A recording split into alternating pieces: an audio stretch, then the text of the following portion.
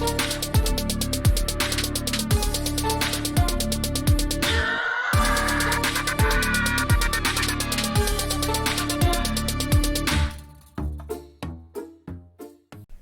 up, guys? Rob from Japanese Gaming here, bringing you another episode of Player Profiles. And in this episode, I am super excited to talk to the man, the myth, the legend, the absolute genius behind many different mods and things in this game, who's actually enshrined in the game's code forever with one of his mods, and that is SanjiWatsuki.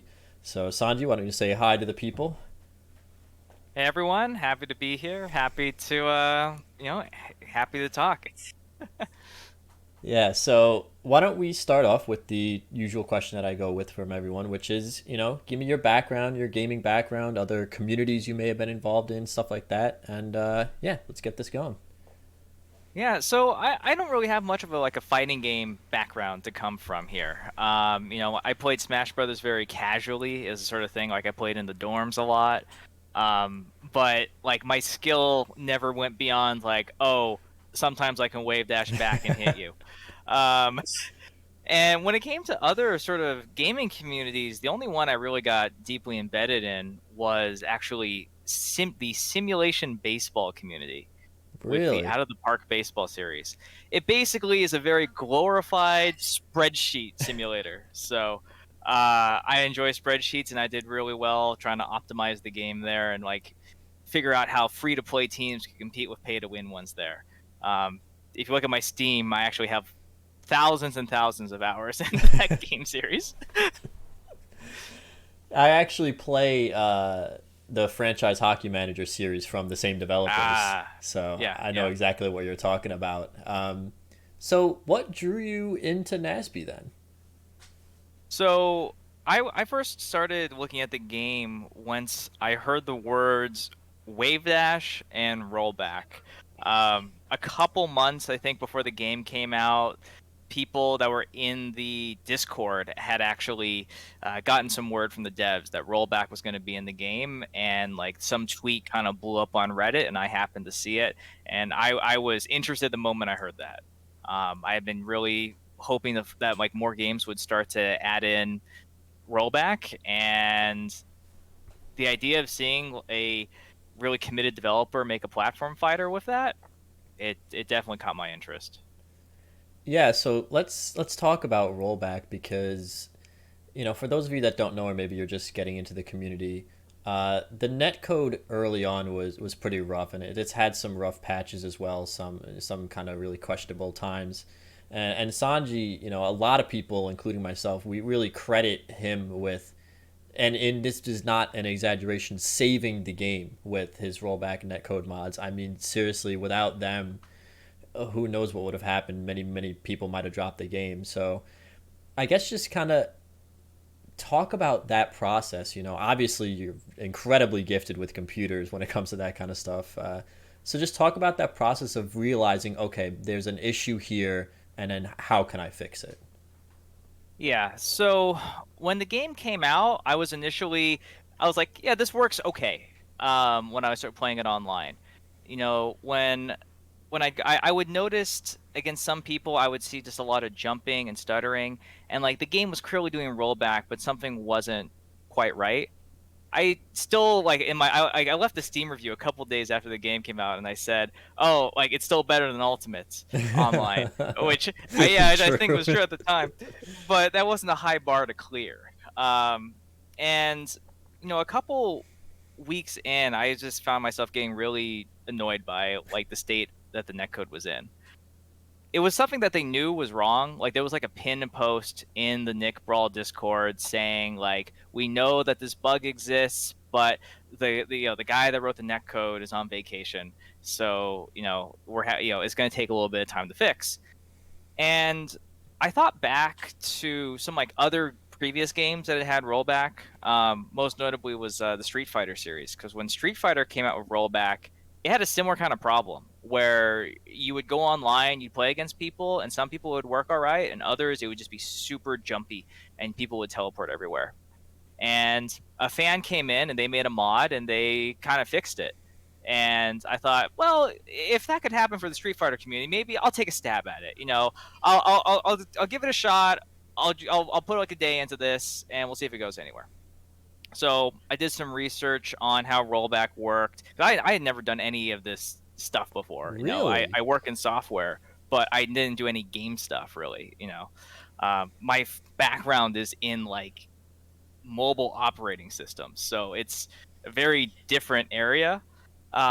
So I did a little bit of research on how rollback worked. I did a little bit of research into how like the modders in the Street Fighter community fixed their game, how Slippy kind of did rollback for Melee, and then I started looking at like what I could have with the code. Like I don't have the code for the game in front of me, but I can break open the game and kind of see what it's doing.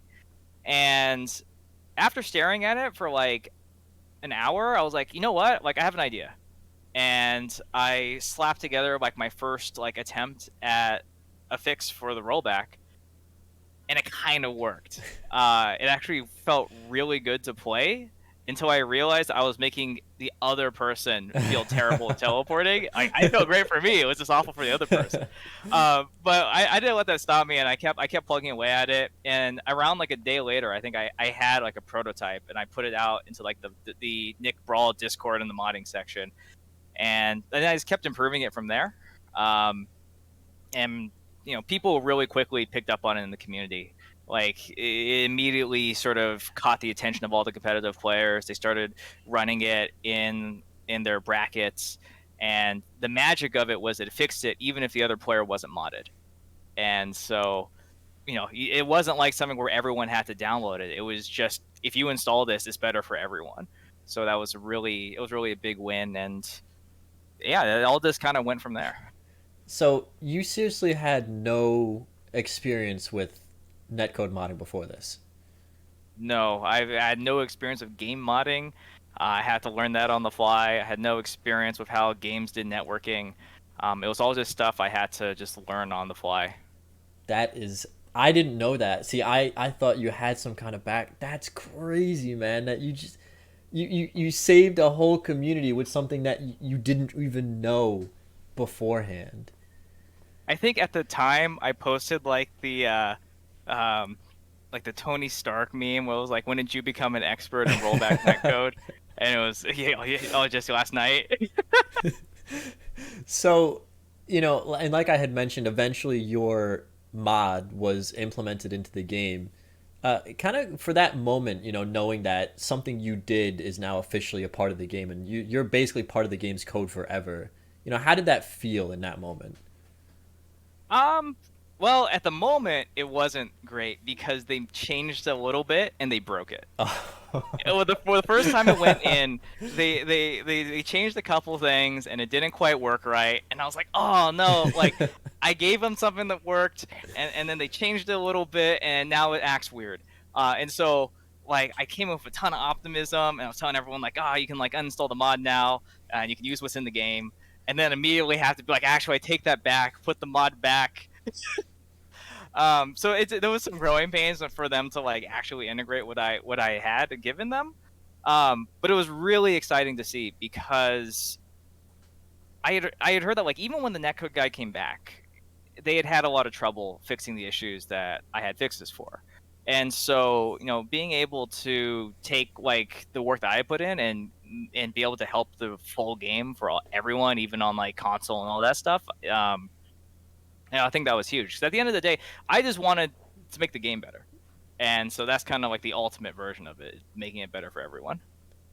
Yeah, I mean that's incredible. Honestly, the fact that you had no experience coming in, you just fixed something for the love of the game, and now it's a part of the game, forever. And other things that you've done have been absolutely invaluable to us as players, including the better training mode and the thing you actually helped me with today, which the hazardless mods and stuff like that. Um, Yeah, yeah. did it get easier going through the mods as you kind of learned how to navigate into games code, or was it like, okay, netcode is one thing, but now learning how to do hazardless is a whole other beast? Well, I think it became easier over time just because I became more familiar with how the game worked. The more mods I made, the more of the games, like the way the game worked, I understood. And so, like, it quickly came to a point when people would like start asking me like, "Oh, can you make this mod?" And I'd be able to say real quick, "Yeah" or "No," and that's gonna be really hard. Um, the sort of like rule of thumb I use now when people request stuff of me is that if I think I can do it in 5 minutes, I'll do it. Otherwise, I probably won't unless I really want to. But I only got to there because like I just kept like digging into how the game worked and kept changing it to try to make it better. Yeah, and that's actually one thing I did want to ask because I know that you are also, you're working professional. Yep. How do you find time to balance between work, mod, and also competing, which we'll also get into because you've also taken part in a couple high level tournaments. So how do you balance all that out? Well, I mean, like I work pretty normal hours. So I don't work anything that's too crazy. I probably work like a standard 8 a day, 5 days a week. And then when I get home, like to be honest, I don't spend that much time like modding the game that much anymore. Like once I kind of had gotten through like a lot of these big initial mods, like now we just kind of do it if I have a good idea or something. So most of the time, there's not much more work to do in that space, and then it's just a matter of just finding time to play the game in my free time. I mean, I can't put as much time in as some folks do, but like I put in what I can to have fun, and that's just how I kind of treat it. Yeah, certainly. And I mean, not just to say you play for fun. I mean, you've placed pretty well recently at Genesis 8, running it all the way up to ninth with Toph, who, is generally considered one of the worst characters in the game. Uh, so first question is why Toph? What made you pick up Toph? That's a good one. So I was trying to give feedback to the developers about Toph because Toph was at the time, I think, pretty universally considered to be the worst character. There was some debate of like, is it Reptar or is it Toph? But everyone agreed she was awful. And I was trying to get a lot of feedback from top mains and from just like top players on like what changes can we make to this character to make her more fun, better, and not super degenerate. Because if a character like Toph, if you buff her the wrong way, she could become good, but become the worst thing to play against in the game. So I realized that I didn't know the character that well. So I decided to just kind of pick her up so I could give better feedback on that front. And I found that, oh, I really like playing this character, which a lot of people found really weird. Most people I don't think like playing her or against her. Um, and there came a point probably around like 10 days before Genesis where I had the realization, oh shoot, my Toph is probably as good or better than my Garfield at this point, and I need to make a call. Like, do I continue playing Garfield competitively for Genesis, or do I just go all in on Toph? Toph sounded more fun to me at the time, so I decided to start like grinding Toph competitively at that point, rather than just you know messing around with the character to come up with ideas on how to buffer. Yeah, so you had taken part in the Hidden Temple, playing as Garfield, and then like I said, you ran it up to ninth at Genesis 8, which is a pretty you know great accomplishment, all things considered. Uh, I guess my question would be, how does SanjiWatsuki grind and practice, and how do you feel it is best to get better? Do you do a lot of training mode and practicing combos in a lab, or do you think you learn better on the fly? How do you grind for a tournament? So I probably am in training mode less than I should. A lot of the things that I break out with characters is normally things that other players have done. The way that I approached it early on is I would try to find footage of like the best players on a character, and I would just start trying to emulate them. If they're having success, they have a good game plan, then I can probably start to figure that out. That didn't really work for Toph. If you search for like Toph videos on YouTube when I picked her up, there was nothing. No, like there was no good competitive videos up. So I went in completely blind and just kind of like doing what I thought would work. And I think that's why like my style of playing Toph came out different than like the other Toph mains at the time, because I had never really taken a look at how they played. Um, and then beyond that, I think it's VOD review. I think I do more VOD review than like people who play like super casually. Um, And I think that's like a really important part of figuring out like where your weaknesses are, how you're getting beat. When it comes to like doing even better, I think it's going to be labbing out punishes in training mode. Like Nick is a game where you can go really far if you have deeply optimized how much ground you're taking every time you get a neutral win. And that's probably the area where I do the weakest because I don't spend that much time labbing. So I meant to ask this question earlier. I had forgotten it, but the controller. What Oh, controller do you use? Because I remember everyone commenting about it when we saw it at Hidden Temple. yes. So I have one of them here. This is the one I used at Temple. It is a Sega Genesis controller, and actually, it's a wireless one that you can plug into a micro USB. And I picked this because I hold GameCube controllers really weird. When I play Smash on a GameCube controller, I I taught myself to hold it like this. It's Really? not quite claw. It's not anything really. And the reason that happened was because when I was growing up, I taught myself how to short hop that way, and it stuck, and I just kept holding the controller that way.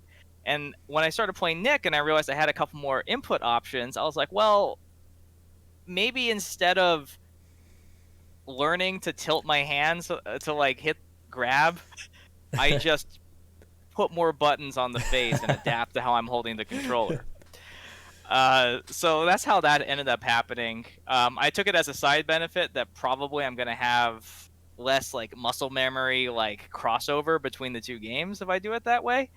But honestly, it's just because I hold GameCube controllers oddly and decided to optimize for how I held controllers rather than change my habits.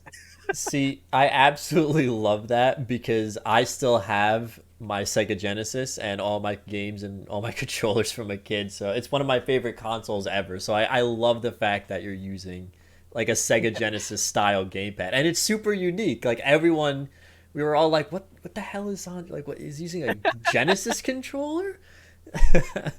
So speaking of Genesis, obviously, like I said, you made it all the way to ninth. It was a fantastic run. Just kind of give me like your mindset, both going into Hidden Temple, which is like an invitational. Okay, all these stacked players that were invited and qualified, and then is that different than going into a tournament like Genesis, where anybody can really enter?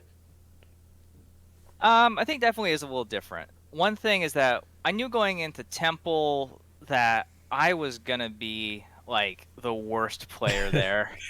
um, Leading up to the event, like I got in as a vote, and I didn't make it because I like won any big tournaments or anything like that. In fact, I barely entered anything at all leading up to Hidden Temple. I definitely have like a lot of people love me in the community just because of all the work I've done, but that wasn't because I was like super amazing at the game or anything like that. So going into Hidden Temple, I was really just trying to like get myself up to a point where I thought I could like hold my own as best as I could. And that's when I started picking up Garfield. At the time, I was just trying to find the easiest character, and someone in the Discord told me Garfield has a combo where he combos jab into jab. That's pretty easy. And so I was like, oh, okay, I'll try that out. And I enjoyed playing the character. At the time, Garfield wasn't really considered to be that good of a character, but I thought, okay, this hopefully will be easy. But it turned out to be a little harder than I thought. Oh well, I ended up taking that character to Temple, and I think I improved a lot as a player. Like prior to that, I played Nigel, and my Nigel is not good. My Nigel was pretty bad, and my Garfield had so much improvements from there. So my mindset going in was like, don't embarrass yourself. uh, and I didn't take any sets, but I was happy to take a game here and there while I was there. So and at the very least, that made me happy. And anytime that I was winning or taking a game, like the response from everyone there was super Oh hype. yeah, we were popping off. They and at the Hidden Temple House, they actually like broke a couch, I think, when I won a game. That's awesome. Yeah, like I think it was my game against Leo.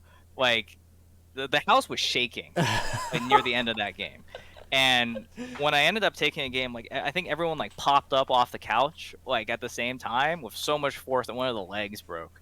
Damn. So that was the response from that tournament was super hype, and I had an amazing time there. Um, in contrast, like with Genesis, I was actually coming in a bit more confident.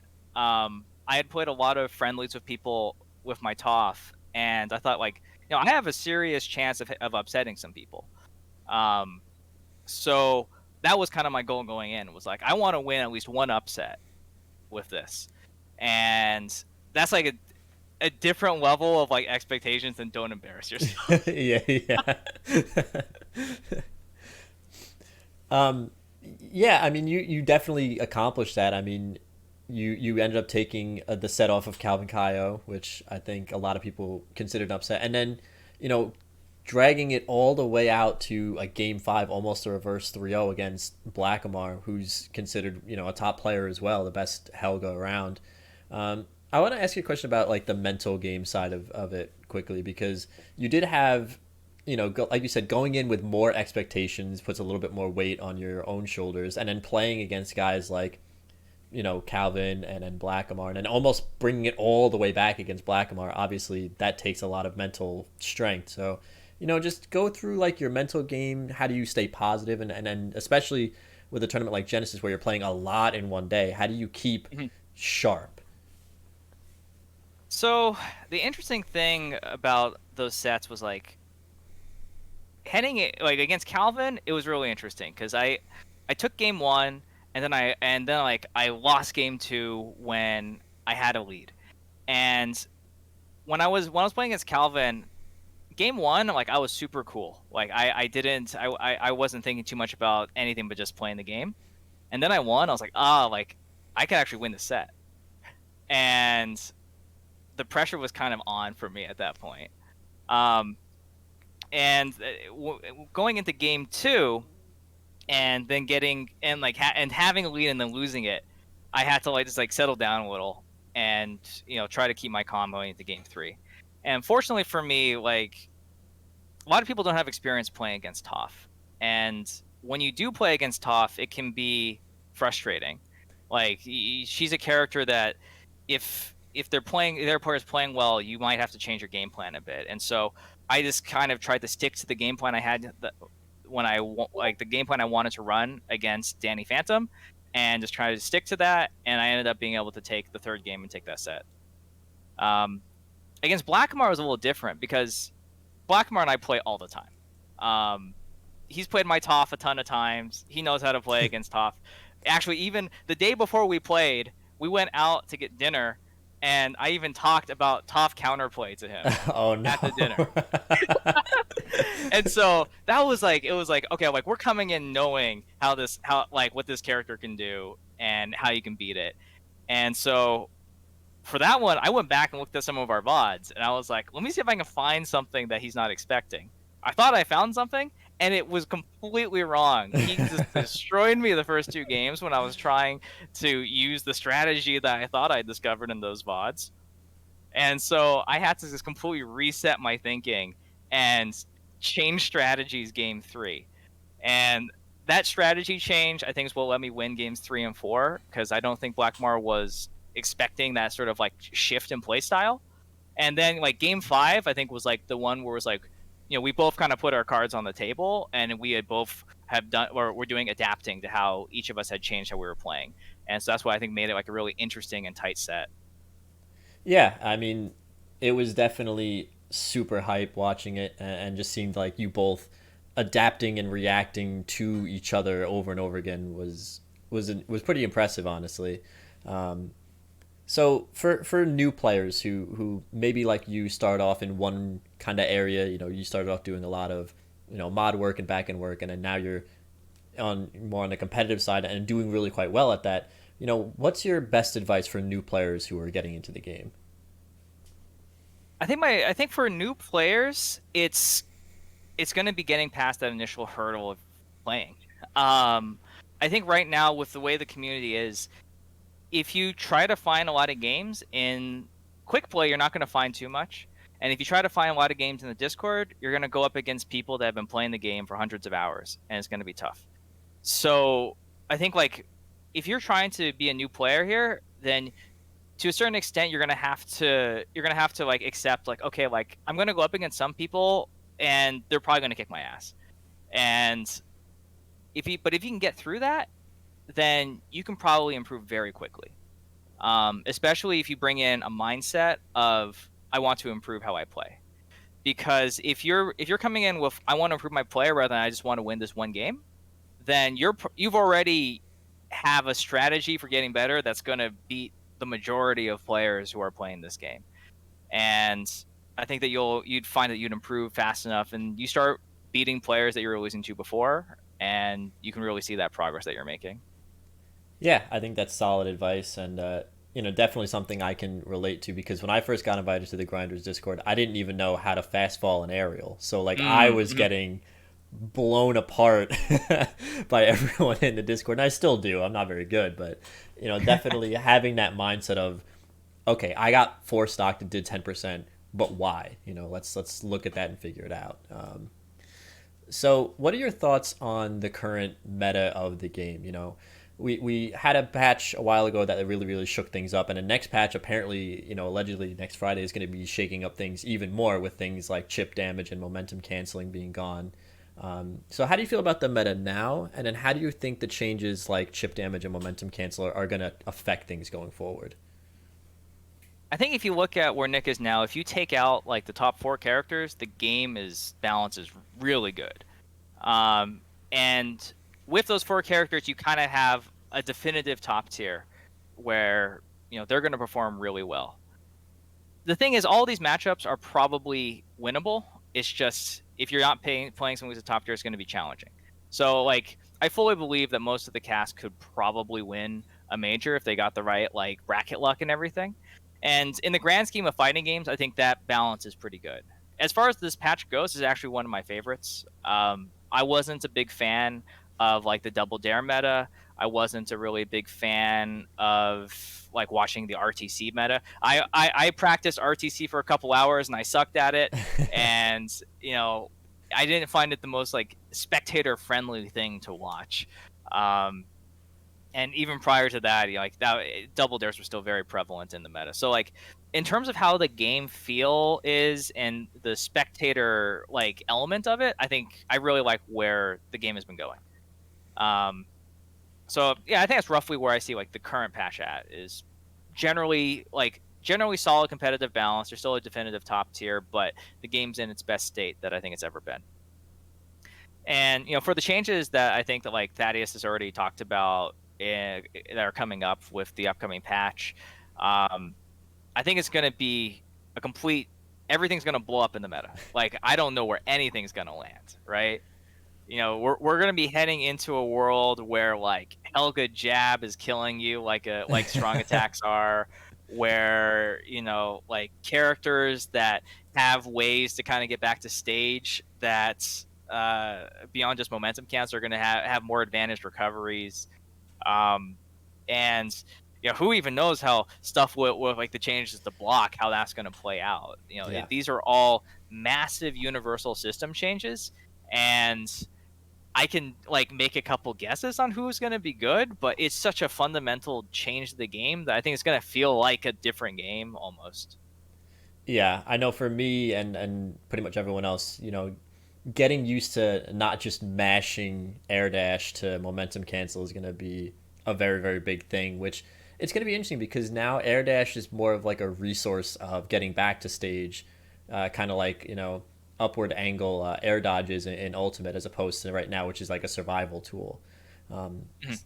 yeah, so it's going to be it's gonna be crazy taking 15% from Reptar down B on Gray Shield.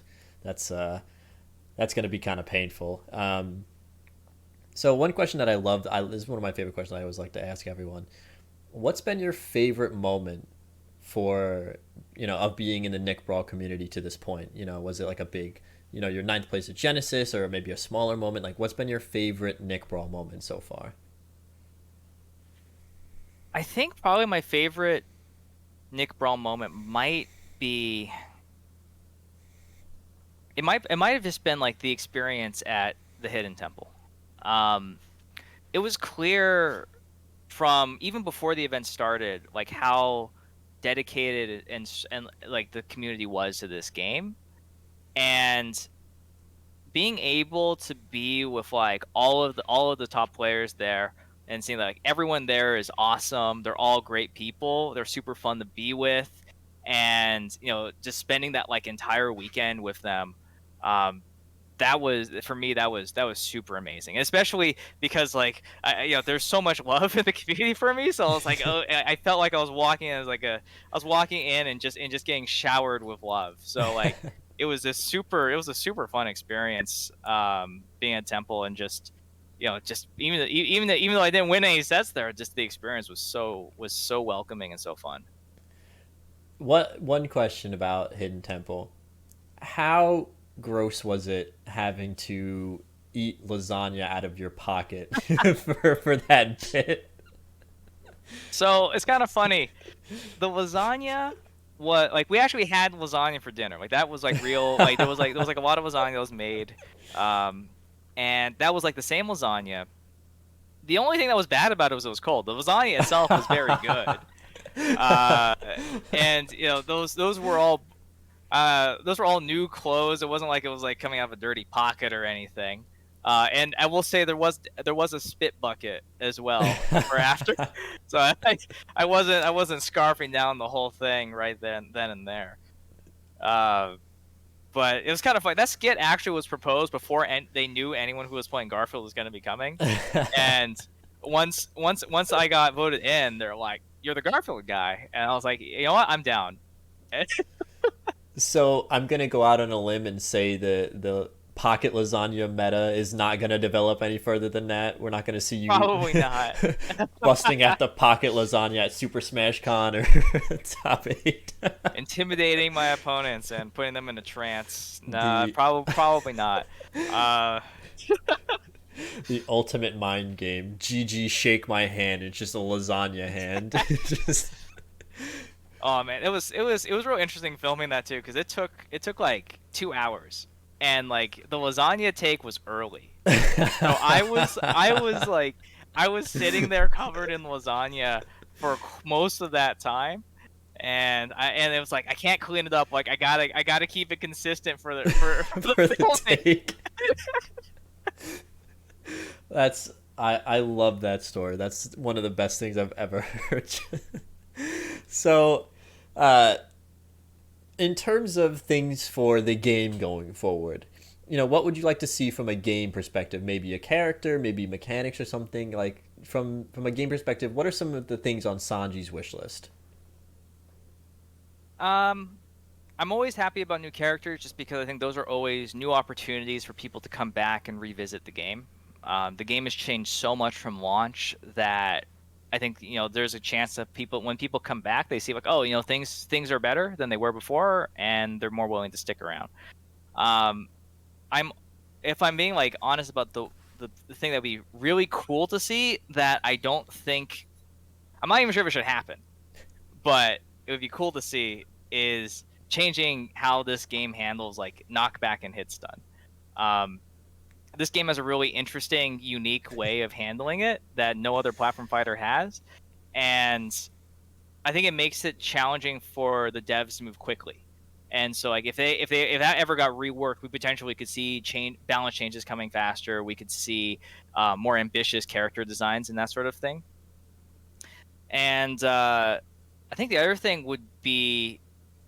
I want to see is voice acting. Hmm. I know we have the mods, but the reason for that is that I like to go through all the Steam reviews. I go through all the Steam reviews of the game. I look at what people are complaining about, and there's two big complaints. One of them, there's not enough people online. I can't find a match fast enough. Okay, that kind of happens because it's a small community and a lot of players do matchmaking outside of the queues. All right, and the other ones, people complain about the lack of voice acting. So if there are people that are being pushed away from the game just because it doesn't have voice acting, yeah, I think like having it around would be good to we get more players. Yeah, and we kind of got like a soft confirm on the voice acting. They haven't said when yet. I imagine that'll be a big change. That'll take a bit, especially since we're still kind of waiting on crossplay and whatnot as well. Um, Yeah.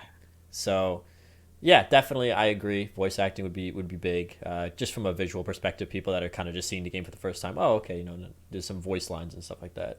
Yeah. I think that one like something that's so unique about this place where the game is right now is that so many copies of it sold when the game came out, and to a certain extent, like even if you don't get any new players buying the game, if you could find some way to get those players that bought it day one back, then you would see, so many more people playing the game. So I think any of these big patches where there's like a new content drop or some other substantial release, those are all opportunities for us to grow the community and to and to just the more the community grows, the better DLC sells. Better DLC sells, more stuff we'll probably get. So um, I have my fingers crossed that things keep working out well there. Yeah, certainly, and we're getting, like I said, a patch soon, so the game is still growing. And speaking of growth, for the community side of things, what kind of things would you like to see going forward? Maybe a specific kind of set of tournaments, or maybe some other kind of things. Like from a community perspective, what's on your wish list for Nick Brawl? I think that right now the biggest thing is I want to see like more folks step it up when it comes to like content creation, like yourself. Like I think that Nick, it's really hard to find the content for this game, and that makes it challenging for new players. Like if you're a new player coming in and you say like I want to learn how to play Lincoln or I want to learn how to play Oblina or something, you're going to look and you're going to find a guide from 6 months ago back in 10 degree DI, and almost nothing in that guide is going to be useful for you. And so I think there's a bit of a backlog and a gap when it comes to just starter content for people to get them initially engaged and sticking around. So I think that's like that in my mind. That's the big one. Like we have a lot of people in this community who are very talented, and I think if we can, if more of them start to make this sort of content, then we're gonna see a lot better retention around new players and help the game grow. Yeah, certainly. I definitely agree, and this is actually something that almost everyone that's come on the show has said. Just getting that content out there, so that way, if you type in Nick Brawl, the first thing you see is a video from somebody who cares and likes the game and is explaining the game, as opposed to just, oh, Nick Brawl's dead, Nasby's dead, that kind of Yeah, yeah. stuff. So definitely, and you kind of inadvertently kind of set me up for a slam dunk here. I am working on a Garth guide, so Hey, yeah, let's go. I remember you asking some questions, but yeah, like let's go. Like that sort of stuff, I think is going to be so important to keeping the community going. yeah, so keep an eye out for that. It's a little bit of a promo here. So before we jump into a quick best of five, I always like to end the kind of formal interview section with an open floor. If there's anybody you want to give a shout out to, any things you want to talk about, anything really at all, the floor is open for yours as long as you want to hear.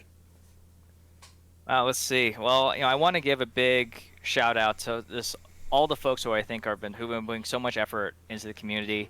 Folks like Tafar, Pride, Blackamar, and Droovy, like all these folks and a bunch of other folks. I'm not just going to go through the laundry list, but so many folks that I think have been making a really big effort to put this game out there and set its best foot forward.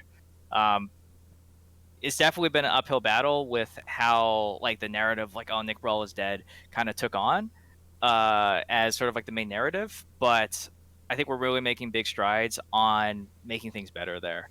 And regardless of what sort of happens with the future of like how of the game's trajectory, I think that like all these guys are going to help make whatever we get the best game it can be. I think that's probably all I got.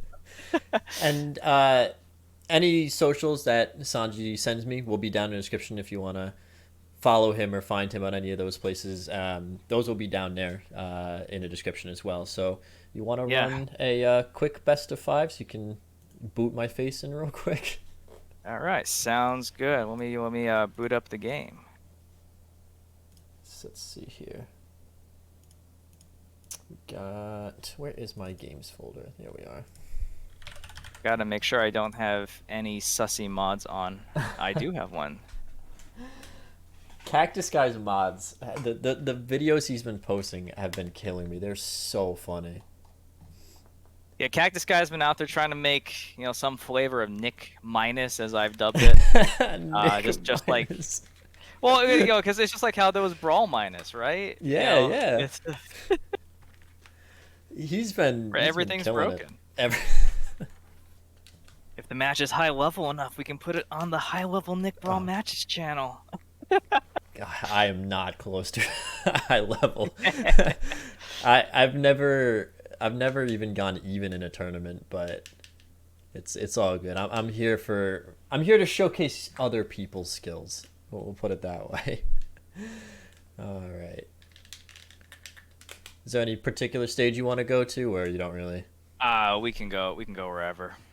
All right, we'll just drop it in. We'll see. We'll just both pick. So, let's talk about Sanji the person. So, what are some of your hobbies outside of gaming? Well, I guess it's a form of gaming, but I have a pretty large board game collection. I would host a lot of board game nights with my friends and stuff. The other thing is I occasionally do some light game dev. I didn't do anything online before, but I made before Nick came out, I made a roguelike as during kind of a game jam sort of a thing.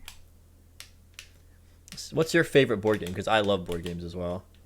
Oh, it is Food Chain Magnate. I've never heard of that before. What is that? It is a capitalist. Just got sniped. Yeah, that can happen. It is a very capitalist, no luck, European game about running a food chain and trying to make more money than the other players. And it's definitely a multi-hour, no RNG, no optimal strategy, hard analysis sort of a game. You need a pretty hardcore group for it. I've never heard of that. That sounds really interesting. I'll have to look that up after, because me and my friends, we play the typical Settlers of Catan and stuff like that, but that sounds intense, and I kind of dig it. Yeah, I used to have two separate board game nights where it was one was the hardcore one, and the other one was the more casual one. Just because different groups of people want to run different things, and it normally didn't work well if I ever tried to bust out a hardcore game in a casual setting with casual people. They don't want to sit around for 3-4 hours learning a complex game. Oh yeah, especially if everyone's just getting together, having a few drinks or whatever. Sometimes with people, if they're more used to playing Clue or something, yeah, playing Economic Simulator, might not be the move. So, talk about the game developing. Was that something that you had picked up before you got into modding Nick Brawl, or was that something you kind of was oh, okay, this is actually kind of fun, let me get into this? It was more something that when I was a kid learning how to program, the main thing that I would do is just make really dumb little games. I'll try to make a tower defense game or something. But I realized I hadn't done that in years and years and years. I hadn't done it since I was a kid. So I thought, well, why don't I take some time off of work and just make a game? So I made this roguelike, which was inspired by a Pokemon challenge run I had done, which was a really hardcore challenge run that I realized that no one in their right mind would do. But I thought the idea was fun, so I tried to make it more accessible. So first off, do you know what a Nuzlocke is? Yes. Okay, so it's a Nuzlocke, but it's also a speed run. Ooh, you have okay. a timer. You start the game with 6 minutes on the clock, and every time, if you run out of time, you lose. And the only way to get more time is to release a Pokemon, but it's also a Nuzlocke, so you're limited on your captures. That's That's actually sounds like a lot of fun. Like I could imagine because I love watching Nuzlocks. So like Yeah. I can imagine that being like really good just content, but also just like a ton of because it's like so I'm getting a vibe that you're very into like optimization of things and like Yes, that is very true. has that always been something like even as a kid or was that something you kind of picked up on? It's always been even as a kid. When I was in like high school, I did like a big write up on just like the math of like League of Legends, and like I was always trying to find like novel builds that no one was running that I thought were good. Most of them were awful, but every now and then I have a banger idea for an unconventional build. Um, and I guess even before that, when I was in middle school, there was like a baseball stats blog that would like let people make fan posts, and I made one and it like about like who are like the good minor league players that like no one realizes are good, and like the owner of the site liked it so much that they threw it up on the front page, and I'm sure they had no idea that I was just some like seventh grader. Dude, that's awesome. That's so sports. You like the baseball, right? Yeah. Oh boy, you gained those combos off there. The easiest combo Yeah, in I've the always been a game. baseball guy. It was like that was like the sport my family primarily followed, and it was the one that I kind of grew up with. I was awful at playing it, but it's definitely the one that had, at least for a long time, had the most developed like statistics game. So who's your team? I am a Yankees fan. Gotcha. So yeah, that's interesting. Even in California, you stuck with the Yanks. Yeah, it's actually kind of an interesting story. So my family, or at least on my dad's side, uh, grew up in like a really rural part of Washington, and uh, one of the like farm boys around there became an all-star pitcher for the New York Yankees. But Really? he was really close. He was really close to my family, and would give them like tickets to games and stuff, and like he always remembered them. Um, and when I was a kid growing up, that same guy had become the pitching coach for the Yankees when I was a kid. So we would go to um, Anaheim Angels games, I guess now Los Angeles Angels, and when the Yankees were there, and we would go to the opposing team bullpen, and you know we'd call him over, and he would recognize my dad, and we would kind of like talk before the game. That was really cool. Um, so I think that was just all a really unique experience, and after all that, I was kind of Yankees for life. That's very interesting. Like just knowing somebody of that caliber, that's kind of wild. Um, Yeah. do you think maybe because you've always been kind of like data driven that maybe that's part of why you like baseball? Because there is just so many stats for baseball. Like obviously, I'm assuming it's like you watched it first, right? But then like Yeah, I think it's definitely the case though. When even before like I did like any of the out of the park baseball stuff, I was like I'd always want to see the box score when I had that when the newspaper would arrive. Like I wanted to see the box scores for the game. I wanted to see how the players did and what stats that were there. So I was a weird kid when it came to that sort of stuff. But once I found out that there were like games that was like all there was to the game was just running this team and the numbers, I was like, oh, this is my jam. dude, that's awesome. Oh god, that boulder. Yeah, I mean, I'm a big hockey fan. Hockey's definitely my sport, but my family's really big into baseball, and I like baseball too.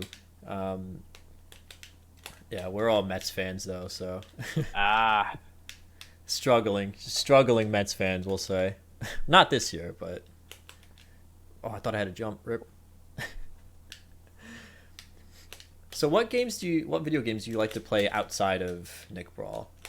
Besides, and then obviously, the out of the park. game? Yeah.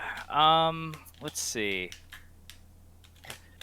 Uh, a long time ago I played a lot of League, but I haven't really played that in a while. I feel like for a while I just didn't play much of any games. I played a lot of like Civilization and Crusader Kings. Oh, I love Crusader Kings. No way. That's like Yeah, one of my Crusader. favorite games of all time. I definitely have a good amount of hours in CK3. I didn't. When I got into it, it was like when CK3 had just come out, and I had previous attempts. I just gotten too intimidated by CK2. Like I would boot the game and there'd be a million things, and I was just not. I was like, oh boy, this is going to be a learning experience, and I never got into it. But I think it's because CK3 had less mechanics. I got into it pretty quickly, and then yeah, I just played the crap out of it. Yeah, CK2 is like one of my favorite games of all time. But I mean, yeah, the Paradox games, if you're not like in the know, it can be incredibly like what the hell is even going on, you know? Like there's just so much stuff involved in all the Paradox games, really. Crusader Kings, Europa, and all that. That's like if you don't know what's going on, it's like, okay, first of all, what am I looking at? Second of all, what is, war justification? How do I get it? Like all that other stuff. Yeah. I actually like Crusader Kings a lot just because of the nonsense you can get into. Like, you can literally have babies assassinated if you just don't like them or whatever, and it's just just the Yeah. medieval ages, just political nonsense that goes on. But Yeah, I mean the best part of the game is making the storylines. Like that was a game where like Crusader Kings is a game where I don't feel bad about losing because if I yeah, lose, the story is better. exactly, exactly. But yeah, I mean, GG's. Obviously, your Toph GG's, is, GG's. is is sick, and I'm really really looking forward to next time you get out to a tournament because I love watching you play and all that. And Oh, thank you so much. hopefully there'll Yeah. be a big tournament maybe in the Midwest somewhere we can meet halfway. And because I'd love to just shake your hand because like again, without you, who even knows what happens with this game? So. I speak for I think everyone when I say that we're just so lucky to have as talented a person as you and just someone as nice as you are too. Just you're like you said, you're one of the more loved people in the community, and it's for good reason. So I mean, on the flip side, I'm happy. I'm so happy that there's such a loving community there. Like, if if it wasn't for like all the support I got from the community, I'm not sure if I would have put so much into like trying to make the game better. But it's such an amazing community, and I'm so happy to be around it. yeah, man, it's great. I love this community, and I'm so glad that it exists. So, do you have anything last minute you want to add, or are we good to wrap this up here? I guess the only last minute thing is if you get a chance, be sure to check out the high level Nick Brawl matches YouTube channel. I've been trying to fill that like content and gap of there's no matches of the game that weren't from launch. And if you like watching the game, then hopefully you like watching the stuff that's there. Yeah, and definitely send me that link. I'll definitely put the link to the channel in the description so you guys can check that out. So, Sanji, thank you for joining me. It was an absolute Thank you for pleasure. having me. I'm really glad that I got my chance to talk to you because I've been wanting to do that for a while. So, thank you, Sanji, and thank you guys for watching. And I will see you guys again next time.